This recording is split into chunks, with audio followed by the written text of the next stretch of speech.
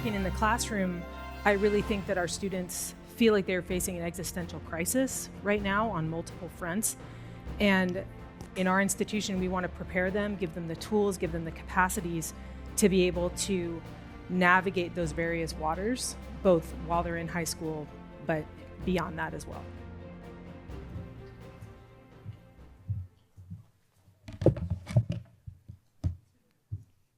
Wow, bright lights, big city. Nice to see you all. I'm Gloria Duffy, co-president and co-CEO of the Commonwealth Club World Affairs, which is the combined World Affairs Council and Commonwealth Club, a merger we did almost a year ago. We are so happy to have you with us here this evening for this program in our Creating Citizens project, educating in turbulent times. And boy, what times aren't turbulent, right? So again, what times are not turbulent when you think of the history of our country? My ancestors came before the Revolutionary War. They were farmers who settled in Pennsylvania. And I think about them often, how they must have debated the issue of separating from Great Britain, becoming a separate nation, a separate national entity. What an issue at that time. During the Civil War, or before the Civil War, debating the issue of slavery and then the issue of the separation of the South and trying to keep the Union together. World War II, World War I, the Holocaust, Vietnam, all of these eras were eras of deep divisions and different viewpoints and debate amongst our population about the crucial issues of their time. I came of age during the Vietnam War, which was one of the most deeply divided times, including in education, in the educational environment. When I was in high school, we were debating the Vietnam War, whether we should be there, what the issues were, the performance and behavior of our government. And I remember when I went to look at colleges in my junior or senior year, first college I looked at was Stanford, and came on the day after the windows of the business school had been smashed by students angry about Stanford's participation in research on armaments and for the war effort. Then I went to Reed College in Portland, and I could not have my interview there because the administration building was closed and occupied by students who were flying the North Vietnamese flag from the administration building. So, the issues of the time deeply divide students, faculty, our citizens, and in some cases they erupt into conflict. Conflict both physical sometimes, as in those cases and in many others, Kent State and so on, you remember, and sometimes psychological violence or attitudes about other groups in society who have opposing views or represent groups seen to be responsible for something negative going on. I received the message through an excellent education in the Acalanes School District in Contra Costa County to be engaged, to debate, to express my views, but not to engage in destruction. And I think that's what we want for our society. We want kids to be able to debate, have their views, express them, but see themselves as capable and potent to achieve change without destruction in constructive ways and productive ways. What I did was with another friend in high school at Acalanes, we founded the Lafayette Youth Commission, which is celebrating its 53rd birthday, serving youth in the community of Lafayette and giving them a voice in city issues, local issues, community issues. And I see so many young people who are doing incredible things, serving needs of homeless, stalking cyber criminals, and finding ways to participate and make a difference in the issues of their day, but in a very dedicated, well-informed, constructive, and positive and potent way. So finding that balance to be able to have open discussion, informed dialogue, have students feel comfortable expressing their views with respect for one another and respect for their views, and constructive engagement rather than destructiveness. I think that's what we like to see in our society. Finding that balance is difficult. And to discuss that today, how to find that balance, and to hear your input and your ideas, we have a terrific panel. It's going to be moderated by my friend and my classmate in American Leadership Forum, Ann Skeet. Ann has a terrific background in so many relevant fields. She has a BA from Bucknell and an MBA from Harvard. I first met her when she was a senior executive at the San Jose Mercury News. She worked for the Knight Ridder Corporation. She became the director of American Leadership Forum. She has been she's currently director of leadership ethics at the Markula Center for Applied Ethics at Santa Clara University. In between, she was president of Notre Dame High School, the head of school in San Jose. So she's had experience across business, media, education, nonprofits. And she will be a terrific moderator for tonight's discussion, and she will introduce our panelists to address this very tough issue of educating during turbulent times. Thank you very much, and welcome to Ann Skeet and the panel. Great. Well, thank you, Gloria, for that wonderful introduction. And thank you to Creating Citizens and the Commonwealth Club for hosting our program tonight. I'm Ann Skeet, and I'm pleased to be your moderator for this important and very timely conversation. Schooling in the United States is an ambitious and complicated endeavor, and it seems also to have become an increasingly political one. Perhaps this is to be expected in a diverse and pluralistic democracy in which education is seen as one of the means of preparing young people to engage in civic life. Disagreement is built into all aspects of our politics, and it extends into conversations about what and how we teach our students.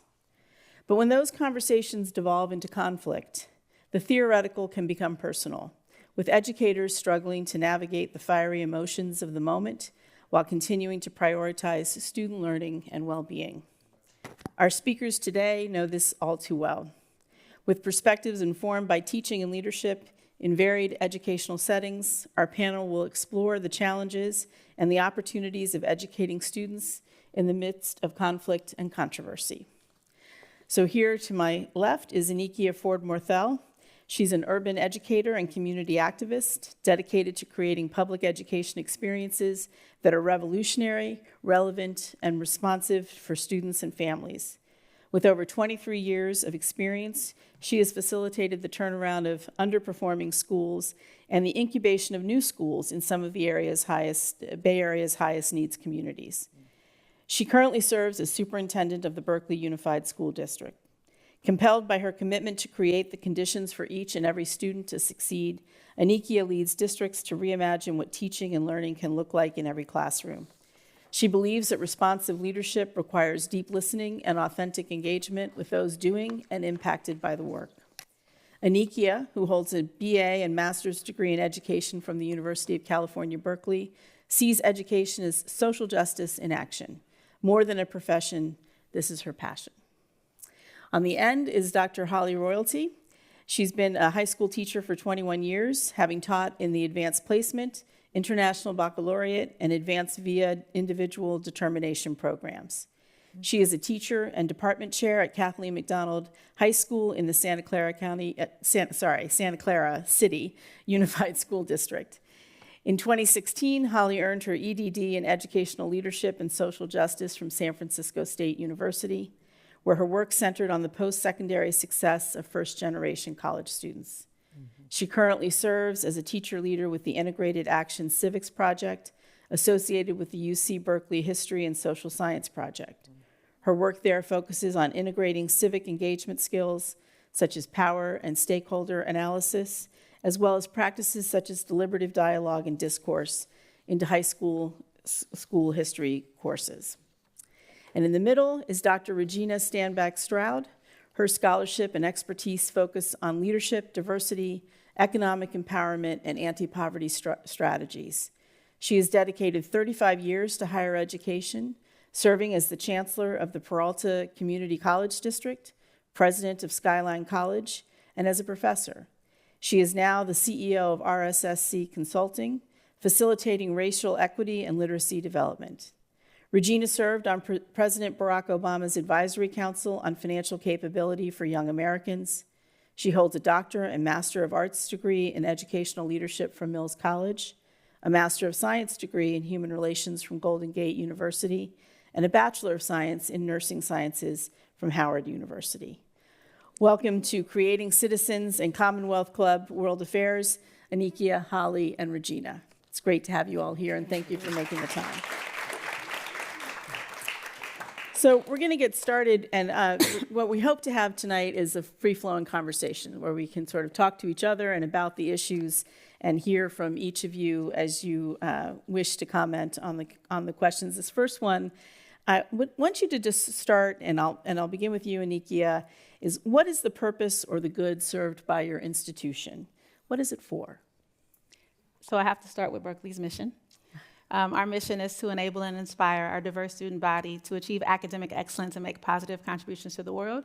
And I think that is the work that we do. We set the conditions for our students who range from early education all the way to 12th grade. We also have an adult school to make sure they have the skill sets, the knowledge, and the dispositions to be able to actively engage in life post high school, to be able to make decisions, to think critically, and to be able to actively be a part of our democracy. The good that we do is just that we create environments so that our students can learn, so our students can grow, so our students can try out who they want to be, what they believe, what they think, so they can explore, so they can innovate, and they create, so that when they get to be parts of the larger society, they've already exercised those muscles and feel okay and comfortable in exploring who they are and being around others in community.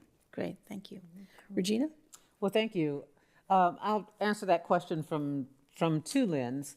The first lens is as an educator, as an administrator in higher education, the purpose of that institution was to educate and transform a global community of learners. And what that meant was that we were interested in making sure that people accessed education as a practice of freedom. And if you look at it as a practice of freedom, it means having those options in their life that make better their lot in life. But I had the opportunity and the pleasure of being able to do the work with RSSC. And with RSSC, we work with educational institutions to disrupt systemic racism, processes, practices, procedures, and policies that create conditions and experiences that you can predict by race.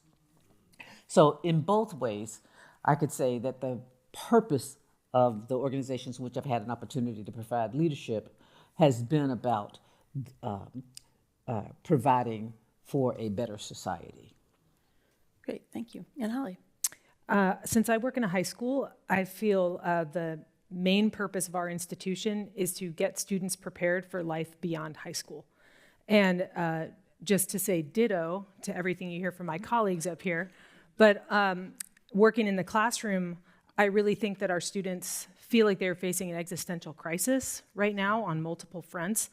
And in our institution, we want to prepare them, give them the tools, give them the capacities to be able to navigate those various waters, both while they're in high school, but beyond that as well.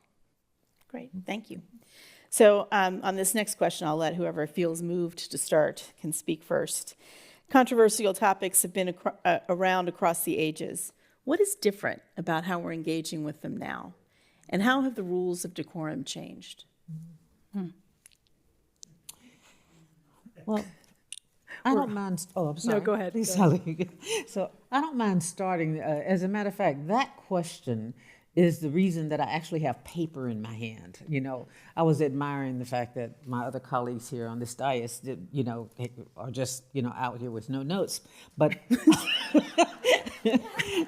but that question made me realize that in many ways, I'm not sure that I agree that topics have been around for a while. And I'm not sure that it's just that the rules have changed. What I think we're seeing is the culmination of a lot of things that are going on, the culmination of anti-intellectualism and the celebration of anti-intellectualism in our society, and particularly in our nation. We're seeing the culmination of what is emerging as a change in demographics and what I call white fear. Because as we look at a time, at precisely the time where whites will no longer be a majority in this nation, already not a majority amongst 18-year-olds, that was 2020. In 2027, 18 to 29-year-olds, they will no longer be a majority. In 2033, 30 to 40-year-olds will no longer be a majority. And so what you see is this changing demographic that is increasing the fear that somehow status, benefits, and privileges will be lost.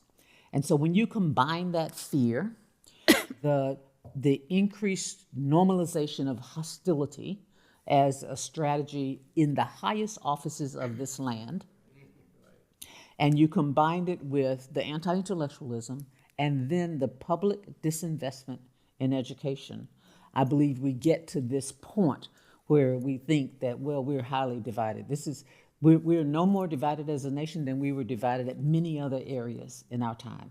We were divided during the considerations of slavery. We were divided during the considerations of different wars. We were divided during the Vietnam War, et cetera. We're no more divided as a nation. What we now have is permission to say the unspoken things out loud. Mm-hmm. Great, thanks.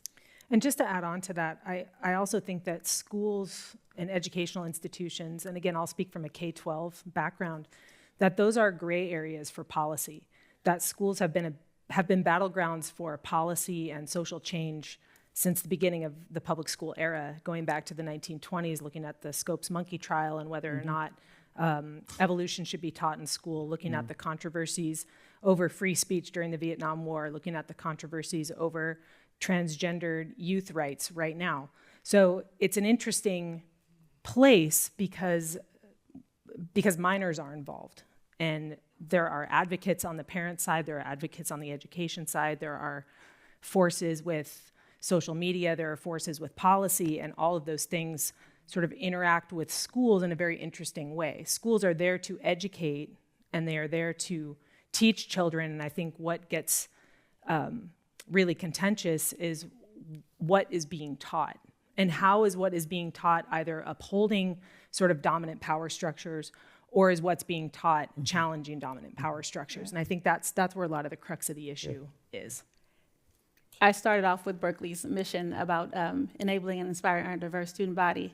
And I talk about how our district's mission is pretty revolutionary. The idea that, regardless of what you look like, where you come from, your language, your socioeconomic status, that you can achieve academic excellence, that you can offer something positive to the world and make change, is not what the public educational system was intended to do. So as we hear and see more diverse students, right? We weren't ready for this. The system, we are pushing against a system that is pretty persistent and pretty stubborn and never was designed for diversity of folk, but also not diversity of thought or perspective. And so I think that is what's different. Whose fact is the fact? Whose story gets to be told?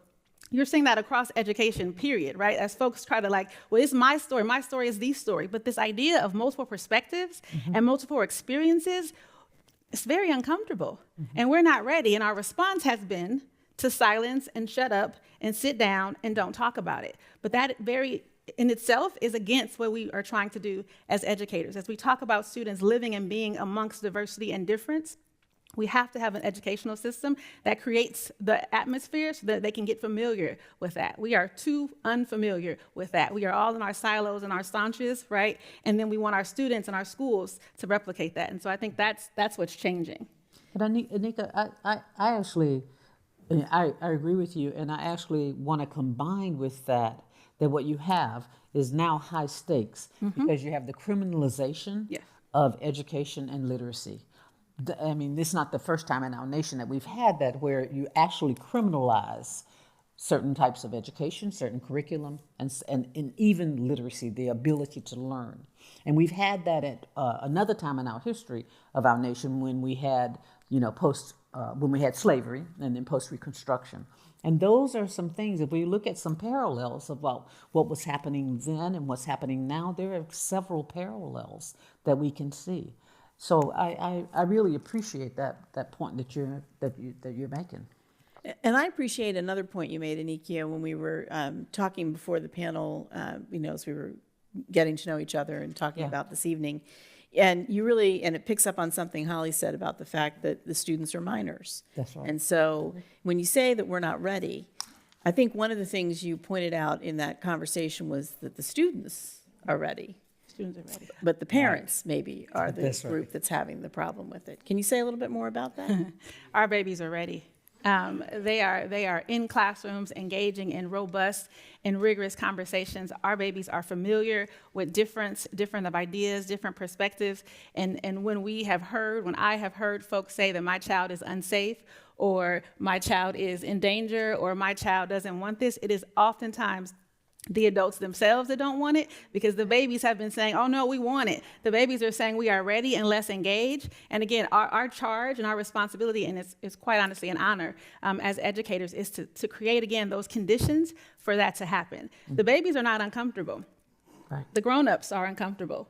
How about I say this? The babies are okay with being uncomfortable, because that is, again, what we've done as educators. That's our job, is to help them understand what it feels like, and that it's okay to be uncomfortable, to be engaged in situations and settings and ideas that are unfamiliar. Our adult response is shut it down, it's unsafe. And we're willing to do that in order to prioritize that comfort at the expense of suffering, at the expense of not exploring those ideas, at the expense of the lack of discovery of knowledge and education, and at the expense of not being able to engage in the inquiry that's necessary for us to be able to advance as a society. And I also want to add that I think as the needs of education change, like Anikia pointed out, and as the methods of education change, the other battle is that the schooling that kids are going through right now is very different than the schooling of their parents. And education is that strange field where everyone went to school, for 8, 10, 12 years, and therefore everyone considers themselves an expert in education because they've had that experience. That's right. And so, teaching English or history or languages other than English, when it's happening in a way that's very different than a person's experience, that is, I think, very disruptive to the family, or can be disruptive to the family, where they say, what are you learning in your history class? And a kid comes home talking about ethnic studies, and their parents are saying, well, I didn't learn that. Why are you learning that? Why is it different than what I learned in my previous experience? So, Holly, what's your take on whether or not classrooms are even the right place to be having these conversations? I think they are a glorious place to have those conversations. I think, again, going back to the conversation of safety, one thing that a classroom has is a relationship where those conversations aren't happening out in the middle of the lunch yard where there's no way to essentially moderate, right? Learning how to have those conversations. And I think as things change, education, and again, I'll speak to history education, used to be very much read the textbook, respond back to the questions, take a test, move on to the next chapter. And when you're starting to look at things in a deeper way or in a more inquiry-based way, it's not that the lines aren't as clear. And so I think what classrooms provide is they provide some structure and some boundaries and some strategies and the impetus to learn how to have difficult conversations. And I think sometimes people think it's a given that we just know how to have conversations. Mm-hmm. And I think actually most of us probably had to learn how to have difficult conversations. And maybe it was hidden curriculum. It was something that was not explicitly taught. And I think one major change that's going on right now and what classrooms can provide is explicit instruction in how to navigate those waters. Mm-hmm. I definitely think we need to teach people how to talk. I used to run a program, which Gloria mentioned earlier in her introduction to me, American Leadership Forum, which serves the CEO population from the public, private, and nonprofit sector. So it's like an intentionally diverse set of people who go through each cohort. And, nearly 20 years ago now, we started to provide dialogue skills for CEOs, in part because CEOs tend to think they have to have the answer to every question in the room. So having dialogue with a CEO can be a challenge in and of itself. But also, they also felt like they had to have the answers. And so there really are skills that you can translate and provide to students and probably to parents about how to engage in those difficult conversations and in things where people are not necessarily agreeing. So I definitely agree with that idea. I just wanted to kind of build on that. I'm an elementary teacher first, I noticed so I did this. I agree that the classrooms are the right place. I think that those conversations should be happening in lots of places, but I just want to piggyback off of why the classroom is so unique, right? At home, you could have the conversations, but the likelihood is that most of the folks in the home are going to think the same way, or, right? The classroom, again, is an opportunity to be with people who are different than you. Different experiences, different backgrounds, different perspectives. But I was also thinking about my own children, and we're in the house, and they have ideas, lots of ideas, and they got me, and I have my ideas, right? And how it must feel as a child when you are always having to engage with an adult to maybe think that my voice doesn't matter, my opinion doesn't. The classroom is unique because it's 20 to 1. It's 20 kids to one adult, or it's 30, right? And so now I'm in a space with folks who are like my peers, and I might feel that much more comfortable to try out an idea or to ask a question or to push. Sometimes our kids don't push at home. Mama said this is what it is, that's what it is. And so just wanted to piggyback, because the classroom is unique for so many reasons and is the place for conversations to happen for all of those reasons. So what support do teachers need from administration when navigating controversial discussions in the classroom? Oh, I feel like that's coming to me. I would say that I think one of the struggles is the tension between the standards and the content and the skills that you're required to teach, and then the capacities and abilities and training it takes to engage in some of these other pieces, like dialoguing, deliberative dialogue, recognizing multiple perspectives. Those are their own skills. And so I think that what administrators need to understand is just that teachers need training, and they need time, and they need freedom to implement and try, and just like students, the ability to try and fail in some cases and try to fail forward. And again, that gets scary, I think, because when we talk about teachers trying and failing forward, or something's not as successful as we want, there are students in the room. But if we don't model that freedom, then how are students supposed to learn about those same aspects? So I think training, I think freedom, I think support, those are all different ways that administrators can support teachers, and I'm sure there are others. And those of you with some administrative background, so then what can teachers do to help administrators be supportive? Well, I wanted to. Go ahead. Nika, please. I wanted to also comment on, what Holly just said about what teachers need. And if I can add to that, I'm looking at it from the standpoint of higher education, where what many times teachers need is for administrators to have the political courage to give them public support and affirmation. That's what I was going to say. They need for the administrators to be willing to mobilize resources so that they have access to legal support or financial support in these arenas, as long as they're in the context of the roles that they're in following the board policy.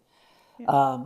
They need for the administration to provide emotional support, professional development, all of those things, and empower them to be able to engage in these. Because if all of a sudden everybody starts sucking in their guts to avoid being hit by the flying bullets, and they leave them out there, they leave those faculty out there by themselves, then they are not going to be able to engage in this difficult work.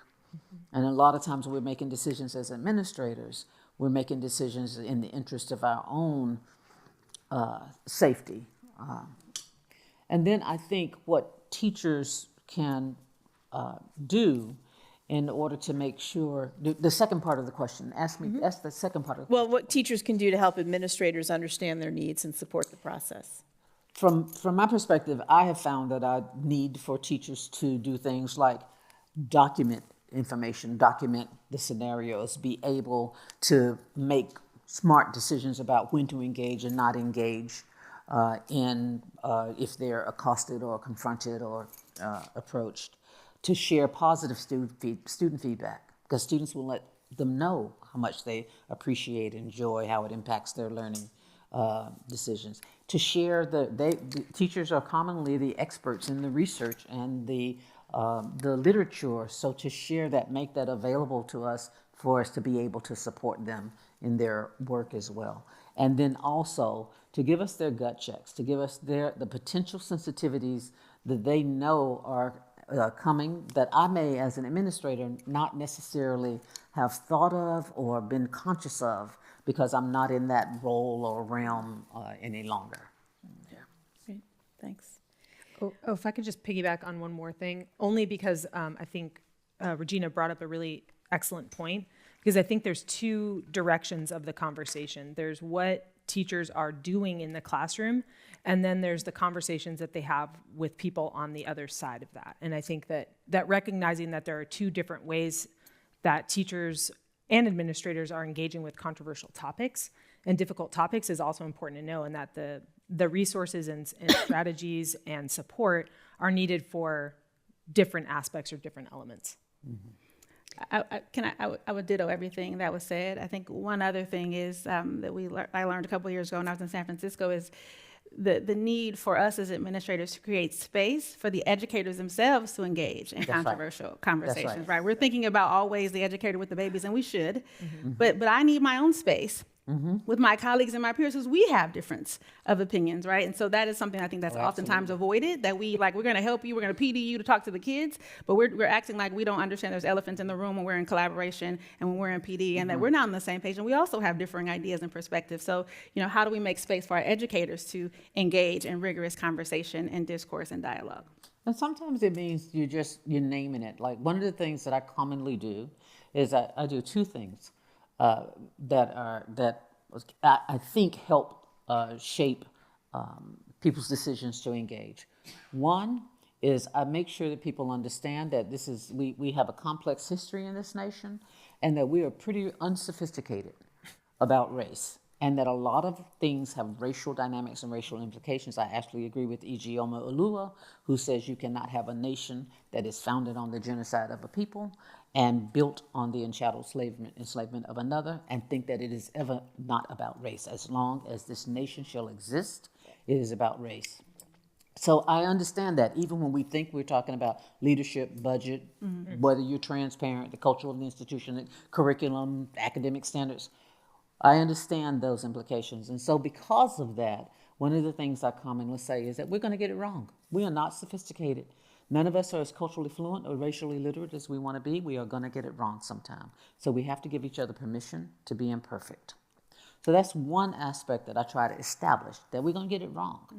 The second thing I commonly try to name out loud is that we are looking at some of those regular structural tensions in education between faculty and administration, or faculty and classified professionals, those status and power differentiations, even depending on what side of the house. If you're in counseling versus instruction, then who's more important and who's more important to the students, et cetera. All of those are regular structural tensions that exist in education, probably in K-12, but definitely in higher education as well.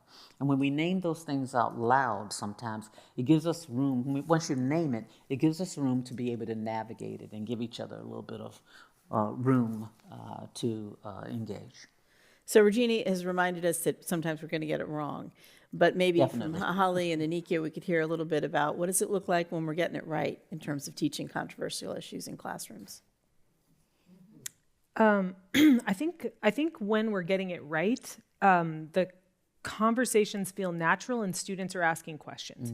So I think when students are entering into a space and they have a lot of questions, we know we're doing our job. I think even though the tendency might be, oh, this is a scary topic, so we're not going to talk about it at all, and shutting down the conversation and shutting down the curiosity, shows that we're not really achieving the missions that our institutions are set out to achieve. So to me, I think a successful piece is students are asking questions of each other. They're asking questions of the teacher. It's okay for people to not know. Uncertainty is a natural part of life, and it also opens up the possibility to engage with new ideas and new perspectives. So, without delving too deeply into lessons and things like that, I think the more questions students are asking, the better we're doing. The president of Wesleyan, Michael Roth, has written in the New York Times that he hopes his campus will be even more political this year. He notes the challenges of talking to one's neighbors about what we want from our lives in common and the reality that there are many visions of how best to live in community. How should educators help students identify ways to build community in such contentious times? That's an interesting question. I don't know that my answers would be different now in these quote-unquote contentious times than it would be in any other time. I think what it requires to be in community is to recognize, one, who you are, but recognize that there's others around you, to appreciate the ways in which you are like those others, but also to appreciate and respect the ways in which you might be different from those others. Mm-hmm. To be in community means to be able to listen, to have empathy, to be open to different ideas, and so to not be so stuck on who you are and what you think. Requiring you to be kind of flexible and nimble, if you will. So, I mean, there's a whole list of things I can talk about when I think about what it means to be in community. I don't think then when we are in contentious or controversial times that what it means to be in community changes. I think then we are called and challenged, like, are we really a community, right? I think those situations are controversial or contentious times require us to lean in, because then we have to ask ourselves, like, oh, we thought we were a community when it was all good. But now that there's something that's challenging us, we have to ask ourselves questions. So I think it's the same, but it's the test. Mm-hmm. And then you always, as a community, should be reflecting and growing and thinking about what do we need to do differently and how do we need to behave differently so that we truly are in community in good times and in not so good times. Mm-hmm. Mm-hmm. I also think that it's important to center what we want students to walk out of the school with. And if what we want them to walk out with is a sense of community, a sense of justice, a sense of social or civic responsibility, then those are the things that are centered in the classrooms. And that the history that we teach, the literacy skills that we teach, those are all just vehicles to get to those larger pieces of community, of justice, et cetera. That the real learning is actually the community-based piece, especially now. I think now I'm thinking of my students who were in 6th grade in the pandemic, who were really separated from their community, and sort of redeveloping those aspects of life for them are critical. And so, my pedagogy has switched to be much more about centering those larger ideas rather than just teaching history or teaching literacy or whatever. That those are just the vehicle we're in to get to these larger pieces. I think that when I think about helping students build community, I think about it, I step back a little bit and think about it from the standpoint of what the students bring. And the reality is that if we as educational leaders listen to the students, they actually come to you with their notions of what community looks like, what they need in community, what they want to do in order to create that community. They come to you with their affinities and affiliations. And we, in many ways, have to be able to recognize that and recognize it as kind of cultural and social capital that they come with and cultural asset. And in many ways, we have to be smart about recognizing that many of those of us who are in these positions of influence and consequence, the faculty particularly, come from different perspectives, ideological perspectives, as well as cultures than do the majority of the students in that class. And when I say what I mean by that is many of the students, because now the majority of the students that are in we serve in at least the institutions of higher education in which I had the opportunity to work with are students of color. They come from collectivist cultures. Many of the faculty, at least in the California community college system, is overwhelmingly white. They come from individualist cultures. And so the consequence is their notions of what community is and then how you behave in that community is very different. So much so that what might be considered good and valued and respected in a collectivist culture is actually criminalized and labeled as plagiarism or not following certain rules or not meeting some guidelines in an individualist culture. And so I think that part of us supporting students in building community and helping them build community is for us to make ourselves smarter about what they bring to the table and to listen and hear their ideas and be able to then mobilize the resources of the institution to support them in building that community. Thanks. So I like stories, and I bet you guys are full of good stories about student learning experiences. And I wonder if there's one where you can talk a little bit about where a controversial topic has led to a certain breakthrough in a student learning or understanding of a topic. Yeah, I'm thinking of, I have a couple of different pieces and projects that we do, but one thing that we do at my institution is we have all students engaging in they have a civic engagement project that they start as a 10th grader and then carry forward to 12th grade. To be fair, we are a new school, so we only have 10th and 11th right now, 9, 10, and 11. We will have 12 next year. So we're embarking on this journey.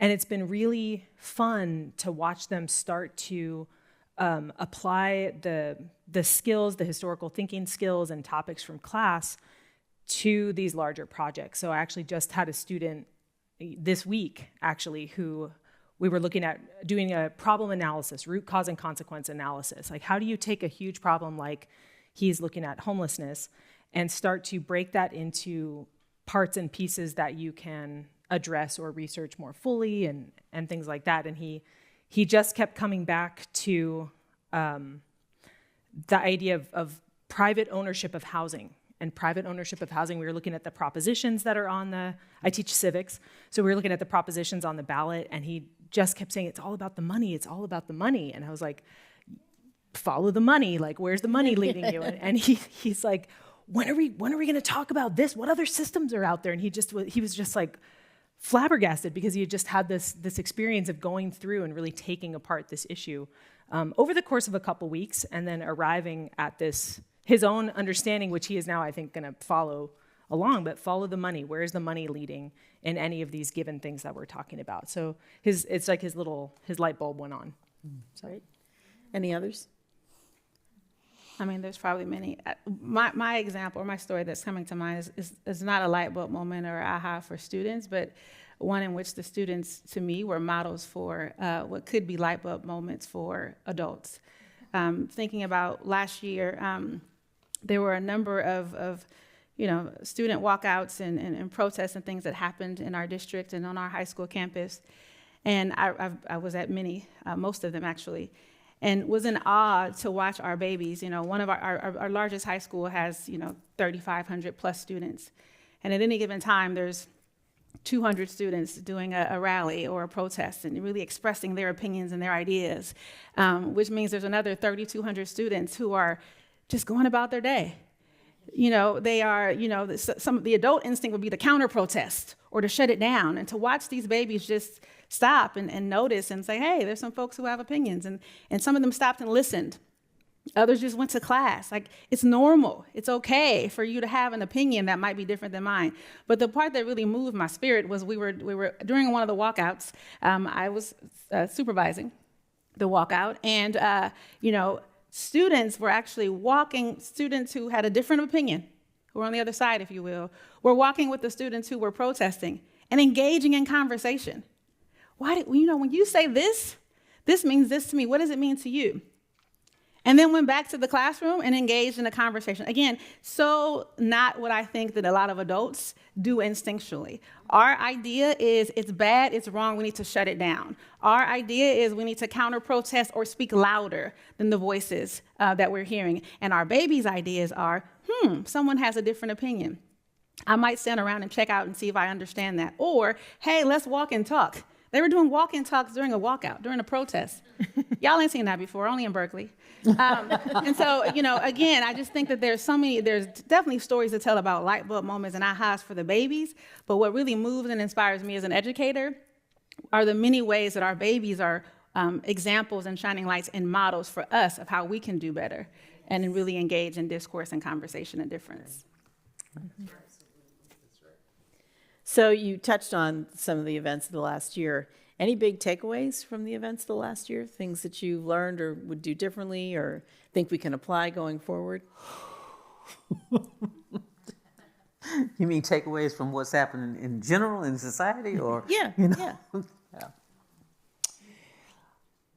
Well, I would have to say that what I've walked away with is that it's not enough just to be right. I've watched as people try very hard to be responsible, effective educational leaders, and do so at a time when they are having to preserve their mental and physical well-being, and struggle to have the influence that typically leaders in education should have or would have, teachers, administrators, college presidents, etc. And so I've watched that it's not just enough to be right, but that we have to be effective, we have to be strategic, we have to build relationships, we have to make ourselves smarter about how to navigate some of these things. And the takeaway is also that nothing's never neutral, that it is in many ways highly political when we think it's not political. Sometimes explicitly political, but highly political when we think it's not. And so my takeaway is, eyes wide open, and to recognize that it's not enough just to be right.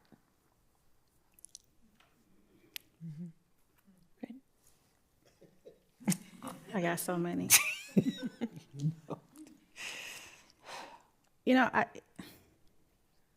I know. I know. No, I won't say it. That part right there. I take the responsibility of educating and inspiring, minds and spirits very, very seriously. And I talk about being from a collectivist culture. I really do believe in this idea that it takes a village and this idea of collective responsibility and collective accountability. And last year, I probably knew this before, but last year was very clearly, let me know that there's not really a collective. There's a lot of folks who are like, and what is education doing? And educators, you are the source of all evil. And you are the reason why all the things in society are what they are. And the school is just a microcosm of society, just so y'all know. It comes in to the school, and that is why we're supposed to set conditions and help our students know how to think and navigate, et cetera.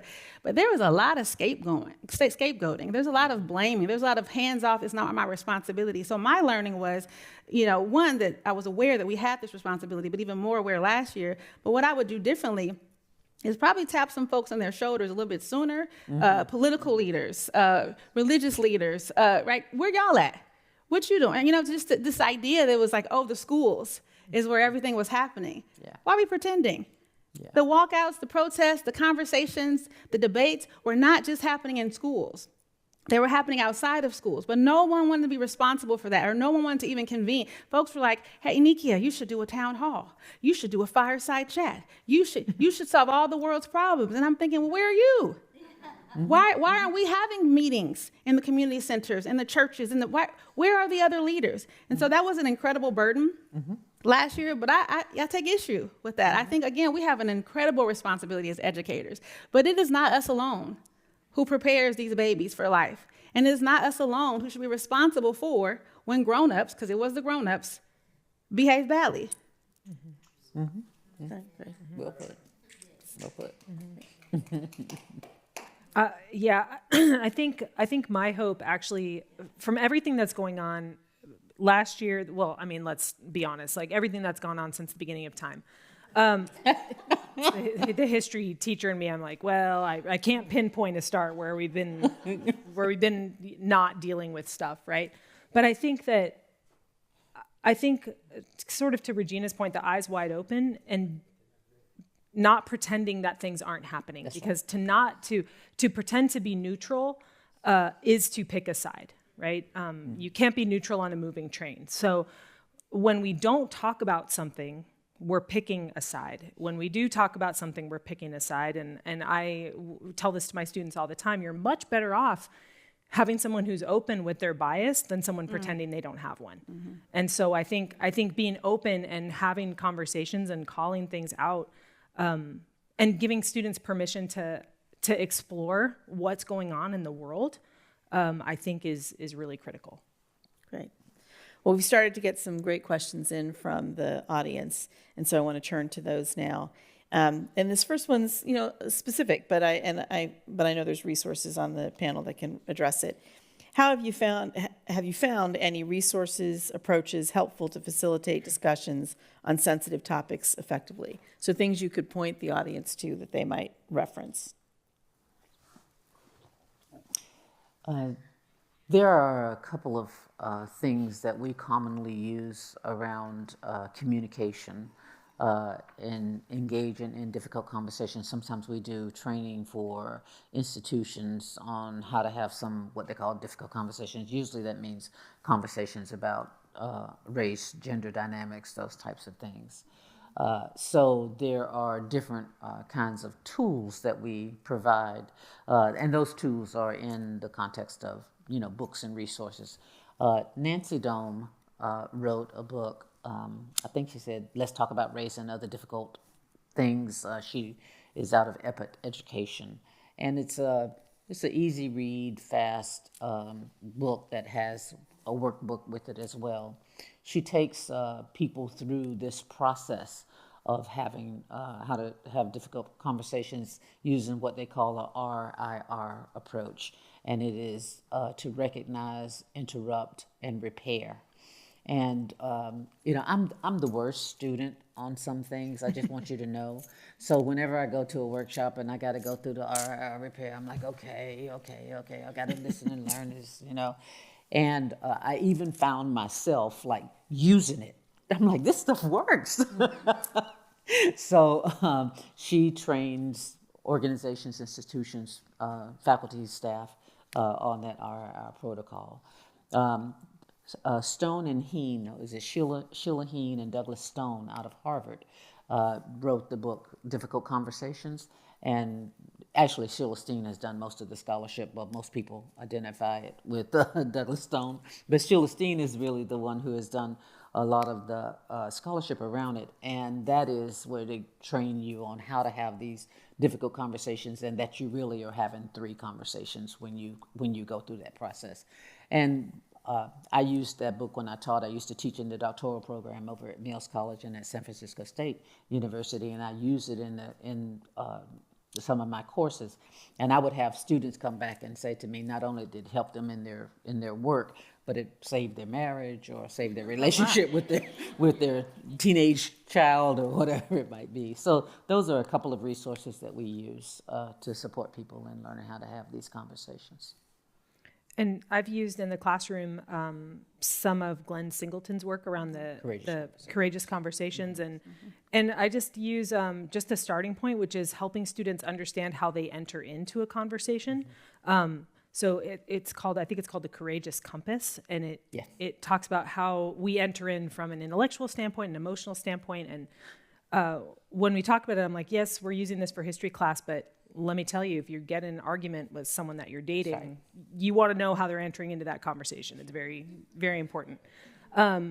So I use that. And then just instructionally, the Berkeley Integrated Action Civics Project has some really great exercises. One is called the Deliberative Dialogue System, and it's a structural conversation around with 3 different perspectives, and people sort of talk about the issue from 3 sides. And what it does is it removes the polarizing aspect of 2 sides. It makes it non-binary, which kind of allows that conversation to develop, I think, in a more organic way. I would just throw in two other resources. One is that, I referenced trying to teach CEOs how to have dialogues. And so we drew heavily from a book called Dialogue, The Art of Thinking Together by William Isaacs, where they did a lot of research, looking at how conversations unfold and applied a family systems model to a conversation and can teach you how to kind of unstick a conversation that's gotten stuck. Just by taking on one of these 4 different roles that they teach you about how they unfold in conversations. That's one resource. And the other is a local organization. Well, it's national. It has a national presence, but also a very strong Bay Area presence called Facing History and Ourselves. Mm-hmm. And they do, I think, really great work and provide lesson plans and will work with civic groups as well as schools through the lens of things that have already, that have happened in our history that we can learn from. Mm-hmm. So those are 2 that come to mind. Mm-hmm. So great. So on to the next question from the audience. Have any of you heard of or used the approach started at Smith College based on calling people in versus calling people out? These strategies are creating more inclusive learning environments that address conflict and hostilities that respects everyone's humanity. Have any of you heard of this? I've heard it referenced. I don't know very much about it. In the ways in which I've heard it referenced has been around paying attention to not shaming and embarrassing someone, but to invite them into the conversation. Sometimes it gets mixed up with, or there ends up being this tension between, you're calling somebody out, not calling them in, versus tone policing. And so identifying how I'm supposed to be responding to the oppression that I'm experiencing. So, but I can't say that I could speak knowledgeably about it.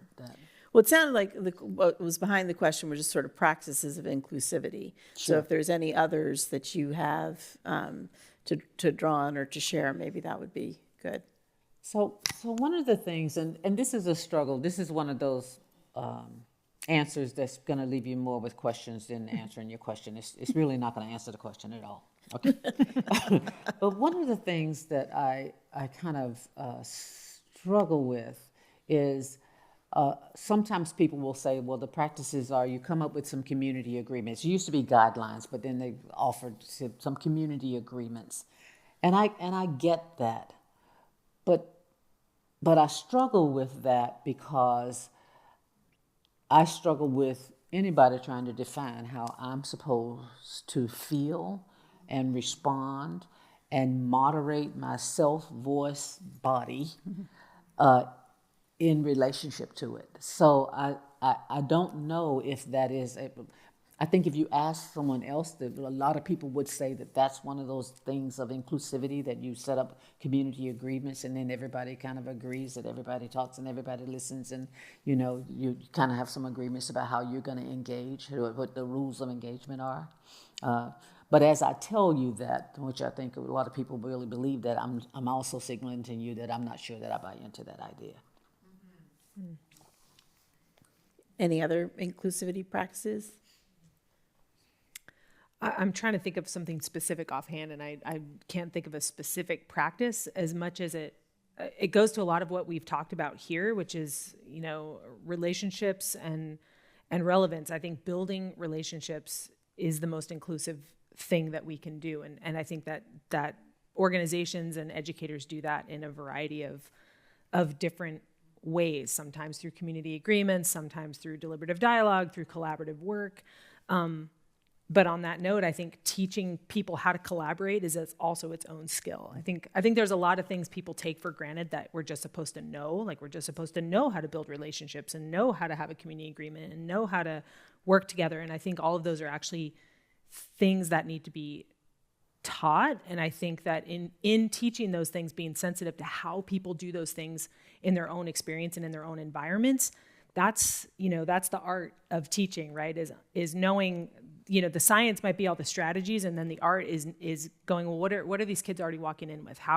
What are my adults walking in with? How can we kind of take what they already have and work with that to get the relationships built so that we can actually have real conversations about anything? Yeah, I just want to plus one to this, the importance of relationships. I was in a conversation today on our campus at Santa Clara University with students who were gearing up for the election and thinking about how this moment in our nation's history and all that comes along with it. And really, in the discussion, sort of emphasized this idea of going towards the relationship, of being curious about other people and asking the questions to understand, well, why do you think what you think, and what lived experience have you had? But really, the overriding guidance was just, going towards each other and really investing in those relationships. So I think that's really important. I feel like. We've talked about how the classroom and schools are places to learn about others. I just want to say that the classroom is also a place where the individual learns about themselves. Mm-hmm. And so when you're just thinking about you and you're talking about the norms, how you don't really get down with the norms because you feel, right?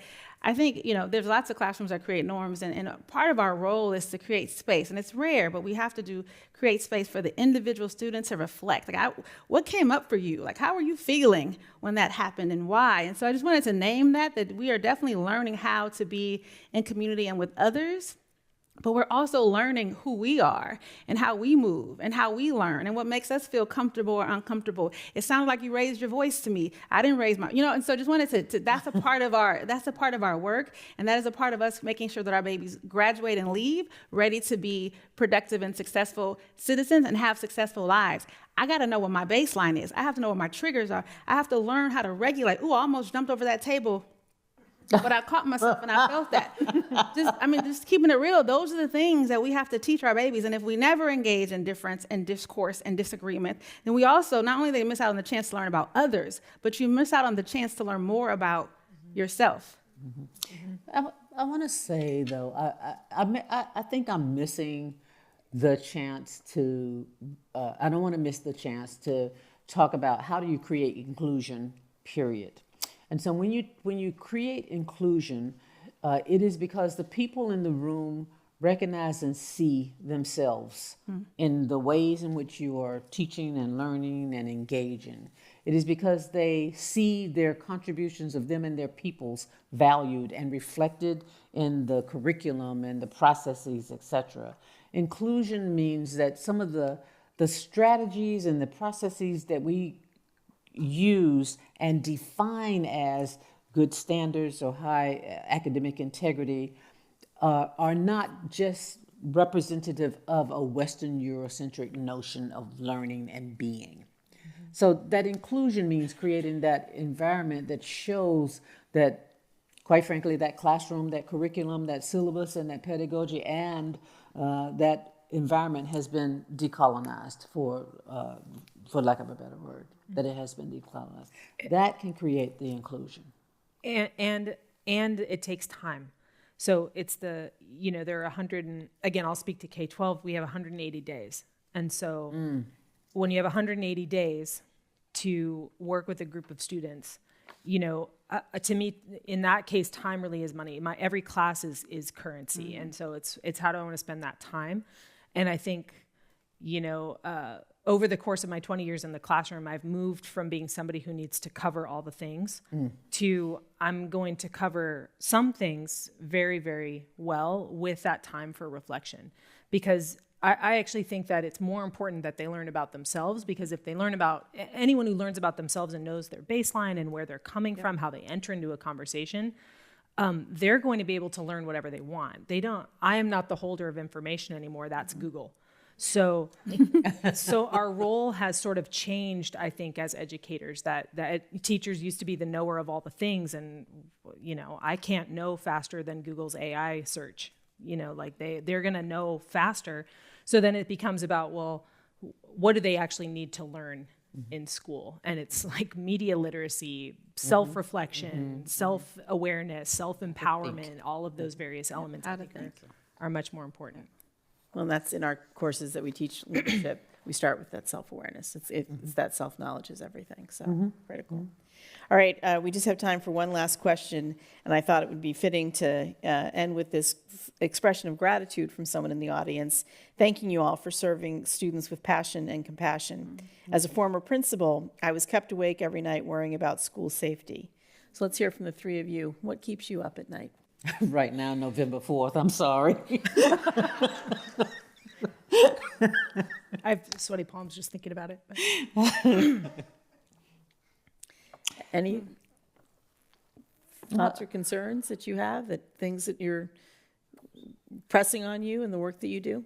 I appreciate the question because, I will admit that a lot of times I engage in these kinds of things, and, we have questions that I engage like a test, question, come up with the right answers.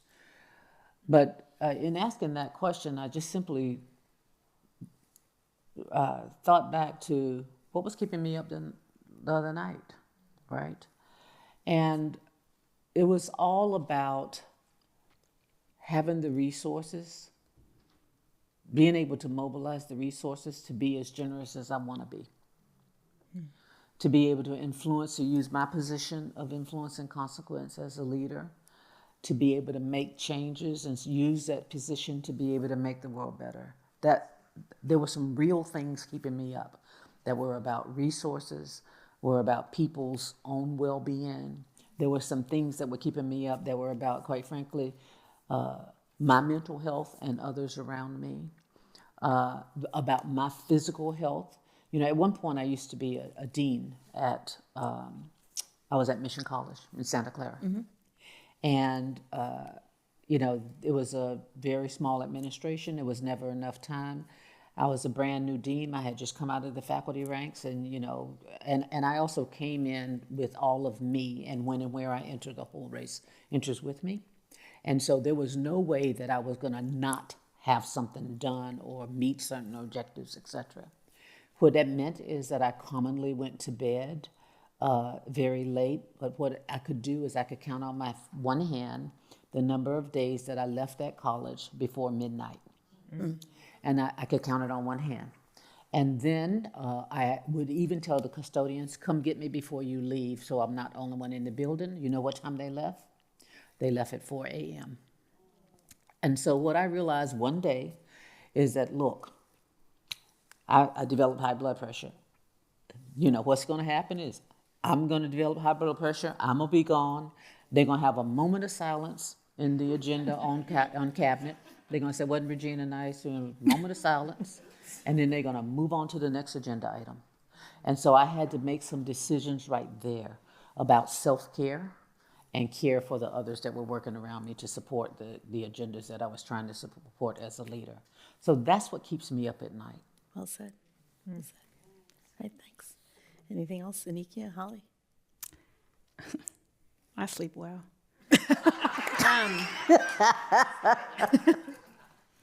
Seriously, so a couple things. There's many. One, again, I think to do this work, you have to just be a special kind of person. And I do worry about the fact that there are fewer and fewer people wanting to go into education, that the turnover is high, and even the folks who are even trying to get credentials is incredibly low. And so I worry about the profession because I think it's an incredibly critical profession. And I worry about the teachers who are in it now, who are leaving and dropping because they don't feel supported, because they don't feel respected, and because they don't feel valued by our society. That's right. So that worries me. I worry about the babies oftentimes. Just the other day, a student had put up a flyer with their point of view, and the adults were like, "Rah!" Like the way that people politicize and adultify. I just worry that the babies will not have that safe space that we're trying to create to explore and to try out things and to be curious and to mess up and to try again and be redirected. It worries me because they're very much aware of cancel culture. They're very much aware of people saying, oh, you said this, then you must believe that. And so that worries me as an educator who really sees my role as, again, creating those spaces and giving them opportunity to mess up and to try and to reinvent themselves and to write, imagine, and dream. And then I think the other thing that I see some folks in the audience who've worked with me for a long time. This is a big deal, and I find that as a superintendent, there's all these things that folks want me to talk about, and all these things that folks hold me accountable to that, quite honestly, are outside of my purview and outside of the scope of what I signed up to do as an educator, and that folks very rarely ask me questions about the things that I really signed up to do the thing that you signed up to do. The kids can't read. Ask me questions about teaching and learning. Ask me questions about, how my babies are performing and are they moving towards mastery and can they think? And I just feel like there's all these distractions. Mm-hmm. There's all these distractions. And so, ultimately, I guess what keeps me up at night are the babies and making sure they're well and good. But if we don't have the right folks in front of the babies every day, they're not going to be well. If the babies are afraid to express themselves and explore, they're not going to be well. And if we continue to be distracted by all the other things, instead of focusing on educating the babies, they're not going to be well. And as a result, we are not going to be well as a society. That's right. Well put. And I'm just going to add one last piece to that, because mine is, I'm gonna go to the epiphany that I had in 2016, and I can't believe I didn't have it before, but every year we seem to go through a cycle of events, and people say, "How did this happen? How did this happen?" And as a history teacher, I go, "This is not new. This is not new." And so my epiphany that I had in 2016 that really changed things for me, and this still keeps me up at night, especially as we head into this year's election. And I teach civics and government. I literally can't avoid any of this. I have to talk about it every day. And economics and U.S. history, I have to talk about it. So, but my epiphany was, when I think of my history experience and the way that students have learned history over time is we keep starting at the beginning and getting to 1970. And then you go to your next history class and it's history of the world and you start at the beginning and you get to 1970. And what I realized is now we're in 2024 and we're 55 years away from 1970 and we have essentially a blank space. Mm-hmm. And so I think in my role for what I do, the thing that keeps me up at night is how are we going to make sure that the people that are going to inherit the earth, such as it is in their own existential crisis of climate change, what students are experiencing right now is nothing that any of us experienced as students, because it wasn't a thing, it wasn't defined. And they're looking at 2040 in a really different way than I ever looked at 2040. And so I think for them, what can I give them to help them through this incredibly fraught time, and how can I help them understand the world that they are now, not by starting at the beginning, but really looking at what's gone on in the last 50 years or so. So I don't want them to ever have to ask, how did this happen, in that way. Well, it's evident that each of you is giving the students quite a lot. And so I want to thank you, and I want to thank everyone who has joined us this evening, both in person and online. A special nod to our speakers, Anikia Ford-Morthell, Regina Standback-Stroud, and Holly Royalty. To learn more about creating citizens and find out about Commonwealth Club Affairs programs, visit commonwealthclub.org and follow them on Instagram and LinkedIn. I'm Ann Skeet, and this concludes our program. Have a wonderful evening. Thank you.